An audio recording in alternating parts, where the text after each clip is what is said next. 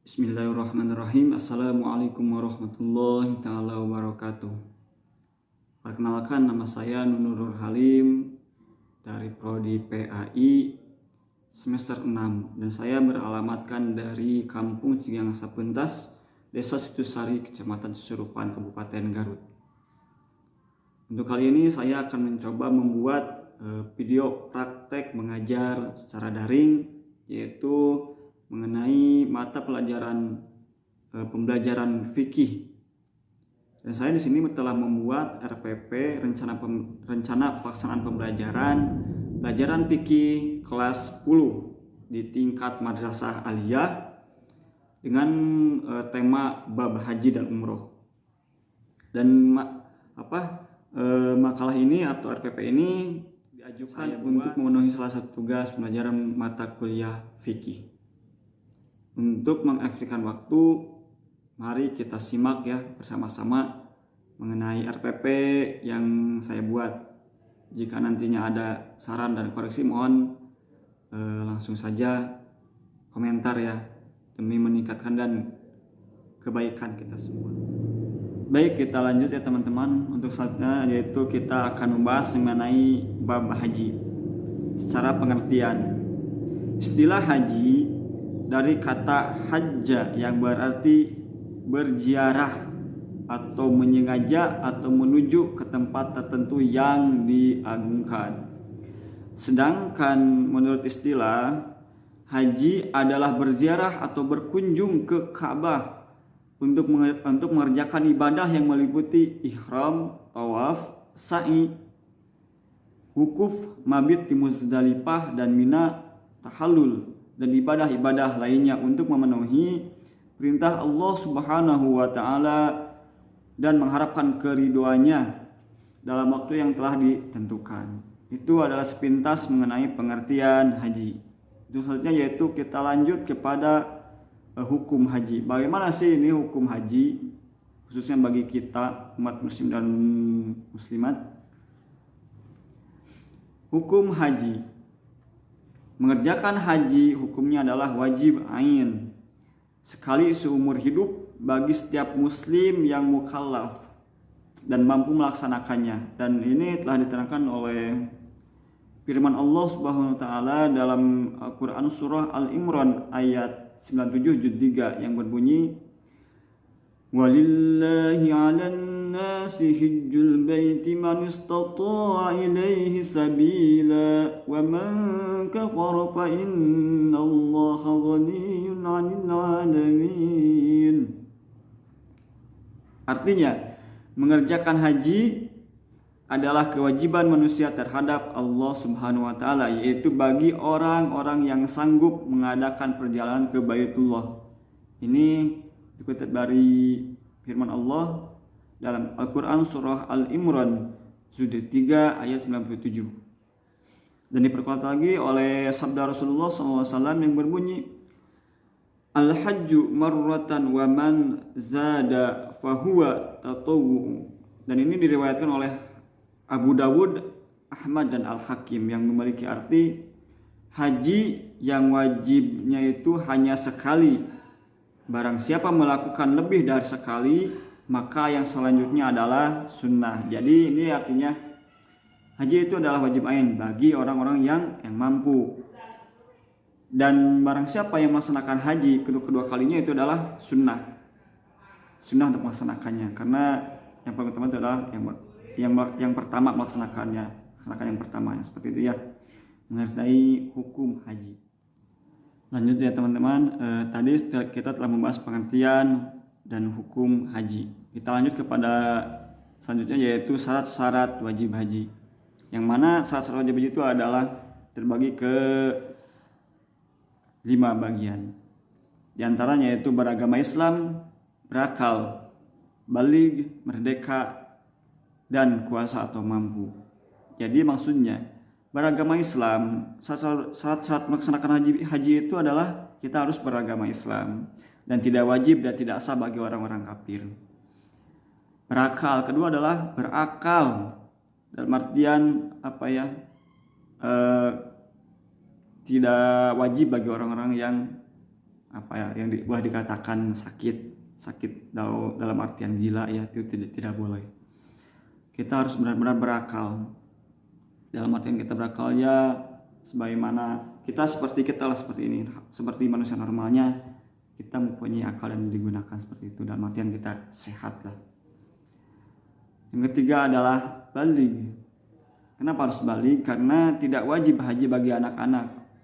Kalau anak-anak mengerjakannya, hajinya itu tetap sah sebagai amal sunnah. Tapi kalau sudah cukup umur atau dewasa, wajib melaksanakannya kembali. Jadi haji ini di sisi lain harus beragama Islam, berakal, dan ketika itu harus baligh. Baligh baik itu secara umur, baligh secara syar'i maupun baligh secara kedewasaan kita. Ya mungkin itu adalah arti dari yang poin ketiga, yaitu mengenai baligh. Keempat adalah merdeka. Dalam artian tidak wajib haji bagi budak atau hamba sahaya. Kalau budaknya itu mengerjakan hajinya sah. Apabila telah merdeka, wajib melaksanakannya kembali. Jadi seperti ini contohnya mungkin ya.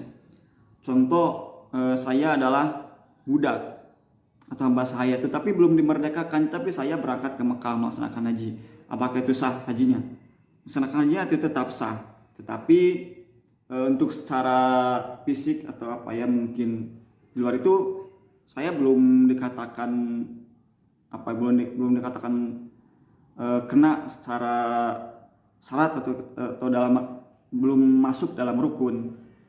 Dikarenakan saya masih berstatuskan hamba sahaya atau belum merdeka. Nah, jika saya sudah merdeka atau status hamba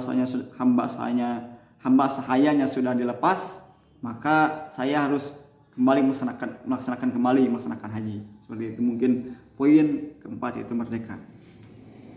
Dan kelima yaitu adalah puasa atau mampu, istitoah. Tidak wajib bagi orang yang tidak mampu, baik mampu karena harta, kesehatan maupun aman dalam perjalanan, itu dalam maksudnya. Jadi kita harus benar-benar mampu ya, mampu baik itu di perjalanannya, mampu secara fisik, kesehatan, jasmani dan rohani. Serta di perjalanan itu harus ada transportasinya. Khususnya kita kan ada di Indonesia, yang mana kita melaksanakan berangkat ke sana itu harus menggunakan alat transportasi, yang mana itu harus menggunakan berbayar ya, mungkin seperti itu. Kita harus benar-benar mampu dalam segala-galanya, mampu berangkatkan dan mampu memberikan sesuatu yang kita tinggalkan di tempat kita. Apalagi kalau kitanya sudah berkeluarga, otomatis kita harus memberikan nafkah kepada keluarga kita yang akan kita tinggalkan untuk melaksanakan haji.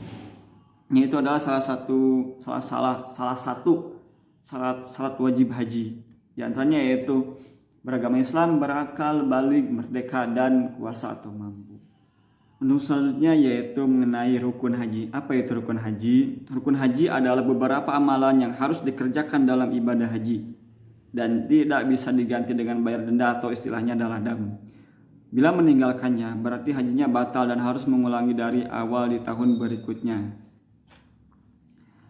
Apa saja itu rukun haji? Yang pertama adalah ihram, kedua wukuf, ketiga tawaf ifadah. Dan tawaf itu ada beberapa macam ya. Ada tawaf ifadah, ada tawaf kudum, ada tawaf wadhu, ada tawaf najar, dan tawaf sunnah. Ada juga sa'i, tahallul, dan tartib. Apa itu ihram? Yang pertama adalah rukun haji itu adalah yang pertama ihram, yaitu berniat memulai mengerjakan ibadah haji ataupun umroh, merupakan pekerjaan pertama sebagaimana takbiratul ihram dalam salat. Itu adalah yang pertama rukun haji, yaitu ihram. Ihram wajib dimulai dari mikotnya ya. Jadi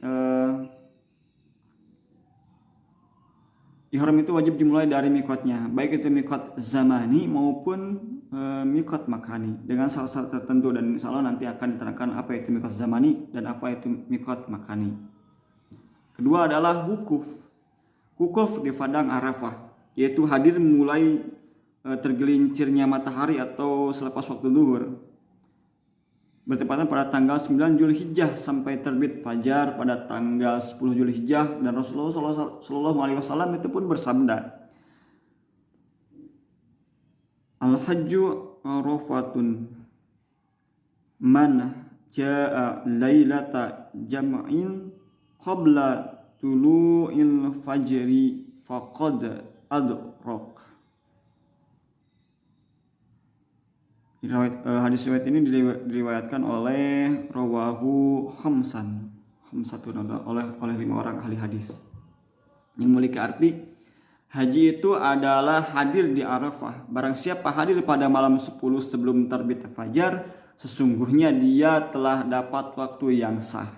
Itu adalah sabda Rasulullah SAW mengenai wukuf yang berada di dalam rukun haji. Selanjutnya yaitu tawaf ifadah. Apa itu tawaf ifadah? Yaitu mengelilingi Ka'bah 7 kali putaran. Dimulai dan diakhiri di Hajar Aswad, dilakukan setelah wukuf di Arafah. Jadi tawaf itu dimulai dari Hajar Aswad dan diakhiri di Hajar Aswad pula, seperti itu ya.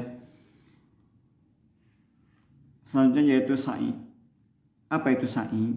Sa'i yaitu berlari dari kecil antara bukit Safa dan Marwah. Adapun syarat-syarat melakukan sa'i yaitu dilakukan setelah tawaf ifadah ataupun tawaf qudum. Kedua dimulai dari bukit Safa dan diakhiri di bukit Marwah. Ketiga dilakukan 7 kali perjalanan dari Safa ke Marwah, dan itu dihitung sekali dari Marwah ke Safa, dihitung sekali perjalanan pula. Adapun sunat di antara sa'i yaitu berjalan biasa di antara Safa dan Marwah, kecuali ketika melewati 2 tiang atau pilar dengan lampu hijau. Sunat berlari dari kecil.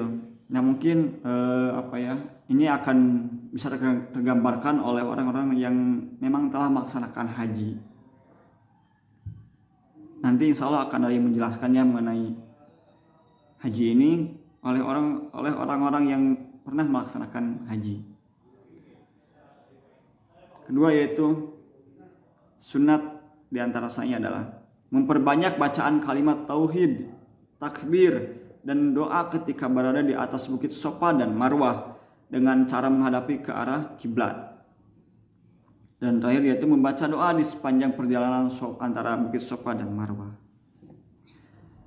Selanjutnya yaitu tahallul. Apa itu tahallul? Yaitu mencukur atau menggunting rambut. Sekurang-kurangnya adalah 3 helai rambut atau 3 lembar, ya mungkin 3 lembar rambut. Sekurang-kurangnya itu adalah seperti itu. Jadi 3 lembar rambut sekurang-kurangnya mengenai tahallul. Dan terakhir adalah tertib, yaitu tertib mendahulukan yang semestinya didahulukan dan mengakhirkan yang semestinya di akhir. Itu adalah tertib. Next kita lanjut kepada wajib haji. Wajib haji adalah amalan-amalan dalam ibadah haji yang wajib dikerjakan. Tetapi sahnya haji itu tidak tergantung kepadanya.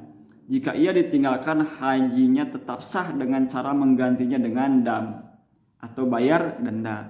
Wajib haji itu ada 6, yaitu berihram dari mikatnya, bermalam di Muzdalifah, bermalam atau mabit di Mina, melontar jumrah Aqabah, melontar jumrah ula, wasta, dan Aqabah, serta tawaf wada. Itu adalah wajib haji.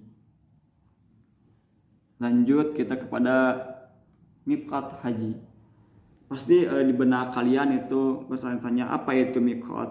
Miqat artinya adalah waktu dan dapat juga diartikan sebagai tempat. Maksudnya waktu dan tempat yang ditentukan untuk mengerjakan ibadah haji. Miqat ada 2, yaitu miqat zamani dan miqat makani. Tadi kan di atas sudah disebutkannya antara miqat zamani dan miqat makani. Apa itu miqat zamani? Miqat zamani adalah waktu sahnya diselenggarakan pekerjaan-pekerjaan haji. Orang yang melaksanakan ibadah haji, ia harus melaksanakannya pada waktu-waktu yang telah ditentukan. Tidak dapat dikerjakan pada sembarang waktu. Itu adalah miqat zamani. Dan Allah pun berfirman, Allah Subhanahu wa taala berfirman dalam Quran surah Al-Baqarah 2 ayat 197, yaitu al-hajju ashhurum ma'lumat, yang artinya musim haji adalah beberapa bulan yang dimaklumi. Quran surah Al-Baqarah Zud 2 ayat 197 mengenai miqat zamani. Kedua adalah miqatnya adalah tempat memulainya ihram atau tempat memulai ihram bagi orang-orang yang hendak mengerjakan haji dan umroh. Dan Rasulullah SAW telah menetapkan miqat makani dengan beberapa jumlah ya. Mungkin itu bisa dilihat di RPP atau yang sudah atau makalah ya, maksud saya dalam RPP yang telah saya buat. Baik, untuk selanjutnya yaitu adalah larangan ihram dan dam. Apa itu larangan ihram? Larangan ihram ialah perbuatan-perbuatan yang dilarang selama dalam keadaan ihram. Jemaah haji harus menjauhi semua larangan ihram, dan bagi jemaah haji yang melanggar salah satu atau lebih dari larangan ihram tersebut, maka ia wajib membayar dam. Adapun larangan ihram adalah sebagai berikut. Pertama adalah senggama dan pendahulunya. Dalam artian gitu bersenggama dan pendahulunya, seperti mencium, menyentuh dengan syahwat, berbicara tentang seks antara suami dan istri dan sebagainya. Bersenggama bukan hanya merupakan larangan, melainkan juga akan membatalkan haji bila dilakukan sebelum tahlul awal. Itu adalah larangan ihram. Kedua adalah memakai pakaian yang berjahit dan memakai sepatu bagi laki-laki. Maksudnya apa ya? Ini diperkuat oleh sabda Rasulullah SAW yang diriwayatkan oleh Bukhari Muslim, yang memiliki arti tidak boleh orang dalam ihram memakai baju sorban. Baju dan celana juga tidak boleh memakai pakaian yang diberi waras dan za'faran atau bahan, dalam artian bahan-bahan wangian. Juga tidak boleh memakai sepatu kecuali tidak mempunyai terompah. Apa itu terompah? Kalau dikatakan itu adalah sendal ya. Terompah adalah sendal. Maka bolehlah ia memotong sepatu itu hingga tidak menutupi mata kaki, dan ini hadis diriwayatkan oleh Bukhari Muslim. Dalam artian jadi ihram itu harus memakai sendal ya. Adapun jika tidak memakai sendal, ada juga sepatu tapi sepatunya harus kita potong. Dalam artian apa ya? Yang kita pakai itu adalah tidak melebihi mata kaki, seperti yang mana tadi telah dijelaskan oleh sabda Rasulullah SAW dalam hadis yang diriwayatkan oleh hadis riwayat Bukhari dan Muslim. Yang ketiga adalah mengenakan cadar muka dan sarung tangan bagi wanita. Itu adalah masuk ke dalam larangan ihram. Menekan cadar muka dan sarung tangan bagi wanita itu tidak boleh ya. Diperkuat oleh hadis riwayat Bukhari dan Muslim oleh sabda Rasulullah SAW, tidak boleh wanita yang sedang ihram memakai cadar muka dan tidak boleh memakai sarung tangan. Ini adalah sabda Rasulullah SAW yang diriwayatkan oleh Bukhari dan Muslim. 4. Yaitu memakai harum-haruman serta minyak rambut. 5. Menutup kepala bagi laki-laki kecuali karena hajat. Bila terpaksa menutup kepala maka ia wajib membayar dam. 6. Yaitu melangsungkan akad nikah bagi dirinya atau menikahkan orang lain sebagai wali atau wakil. Itu tidak sah akad nikahnya yang dilakukan oleh dua pihak. Salah satunya sedang dalam melaksanakan ihram.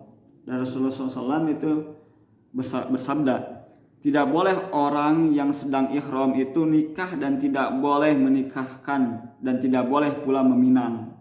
Hadis riwayat Tirmizi. Selanjutnya yaitu memotong rambut atau kuku. Menghilangkan rambut dengan menggunting, mencukur atau memotongnya, baik rambut kepala ataupun lainnya, itu dilarang dalam keadaan ihram. Allah Subhanahu wa taala berfirman dalam Quran surah Al-Baqarah 2 ayat 196 yang memiliki arti, dan jangan kamu mencukur kepalamu sebelum korban sampai di tempat penyembelihannya. Mungkin itu adalah hewan sembelihannya yang dimaksud dengan korban penyembelihannya. Jika ada di antara kamu yang sakit atau ada gangguan, lalu ia bercukur, maka wajiblah atasnya fidyah, yaitu berpuasa atau bersedekah atau berkurban. Itu adalah firman Allah SWT dalam Quran surah Al-Baqarah juz 2 ayat 197. Selanjutnya yaitu adalah sengaja memburu dan membunuh binatang darat atau memakan hasil buruan. Nah, ini adalah larangan ihram. Untuk selanjutnya yaitu mengenai denda, pelanggaran larangan ihram. Pasti pertanyaannya, ya apa itu dam? Dam dari segi bahasa yaitu berarti darah. Sedangkan menurut istilah, dam adalah mengalirkan darah atau menyembelih ternak seperti kambing, unta atau sapi di tanah haram untuk memenuhi ketentuan manasik haji. Adapun jenis-jenis dam atau denda adalah sebagai berikut, yaitu bersenggama dalam keadaan ihram sebelum tahalul awal batal hajinya dan wajib membayar dam. Dan damnya itu berupa kifarat, yaitu menyembelih seekor unta, jika tidak dapat maka menyembelih seekor lembu, jika tidak dapat maka menyembelih 7 ekor kambing, jika tidak dapat maka memberikan sedekah bagi fakir miskin berupa makanan seharga seekor unta setiap 1 mud atau yaitu 0,8 kg kalau jumlahkan, sama dengan 1 hari puasa. Hal ini dikiaskan dengan kewajiban puasa 2 bulan berturut bagi suami istri yang bersenggama di siang hari pada bulan Ramadan. Yang kedua adalah berburu atau membunuh binatang buruan. Damnya adalah memilih satu di antara 3 jenis berikut: menyembelih binatang yang sebanding dengan binatang yang diburu atau dibunuh. 2. Bersedekah bersedekah makanan kepada fakir miskin di tanah haram senilai binatang tersebut. Contoh kita memburu kambing. Memburu kambing maka itu harus didam jika kita menangkapnya secara tidak bukan membeli tapi ini memburu ya. Maka kita harus mengganti, yaitu baik itu bersedekah dengan makanan kepada fakir miskin, dan itu harus sesuai jumlahnya dengan binatang yang kita buru seperti itu. Itu adalah misal contohnya ya. Yang satunya yaitu berpuasa senilai harga binatang dengan ketentuan setiap 1 mud berpuasa 1 hari dan lain sebagainya. Itu sudah saya tuliskannya di RPP. Sunnah haji. Sunnah haji adalah hal-hal yang dianjurkan untuk dilaksanakan dalam ibadah haji. Adapun hal yang termasuk sunnah haji yaitu mandi ketika ihram, membaca talbiyah, melaksanakan tawaf kudum dan membaca salawat dan berdoa sesudah bacaan talbiyah. Adapun untuk tata cara pelaksanaan ibadah haji, macam-macam sunnah haji. Dari segi pelaksanaannya ibadah haji itu dibagi menjadi 3 macam, yaitu haji ifrad, haji kiron, dan haji tamatu. Haji tamatu, pengertian kata tamatu berarti bersenang-senang. Maksudnya adalah orang melaksanakan umroh terlebih dahulu di bulan-bulan haji, lalu tahalul, kemudian ia berikhram haji dari Mekah pada tanggal 8 Zulhijjah, hari tarwiyah, tanpa harus kembali lagi dari miqat semula. Itu adalah haji tamatu. Selanjutnya yaitu adalah haji ifrad. Apa itu haji ifrad? Kata ifrad berarti menyendirikan. Maksudnya adalah orang yang melaksanakan ibadah haji saja tanpa melaksanakan umroh dan tidak dikenakan dam. Pelaksanaan haji dengan cara ifrad dapat dipilih oleh jemaah haji yang kedatangannya di Mekah mendekati waktu wukuf, kira-kira kurang 5 hari sebelum waktu wukuf. Itu adalah haji ifrad. Dan terakhir adalah haji kiron. Haji kiron, kata kiron berarti berteman atau bersamaan. Maksudnya adalah orang melaksanakan haji dan umroh secara bersamaan dengan sekali niat untuk 2 pekerjaan, tetapi diharuskan membayar dam. Pelaksanaan haji dengan cara kiron ini dapat dipilih oleh jemaah haji. Demikianlah mengenai bab haji dan umroh yang ada pada RPP yang telah saya buat. Demikianlah yang bisa saya sampaikan. Mohon maaf apabila ada kekeliruan, baik itu dalam segi pengucapan lafal Al-Quran, arti dari atau terjemahan dari hadis-hadisnya. Mohon dimaafkan karena saya juga manusia, al-insanu makhluk khata'un nisyan, yang tidak luput dari kesalahan dan kehilafan. Adapun nantinya jika ada kritikan saran maupun sanggahan itu dijadikan sebagai bahan bahan rujukan mengenai RPP yang telah saya buat beserta isi materinya. Dari saya dicukupkan sekian dan terima kasih. Wassalamualaikum warahmatullahi wabarakatuh.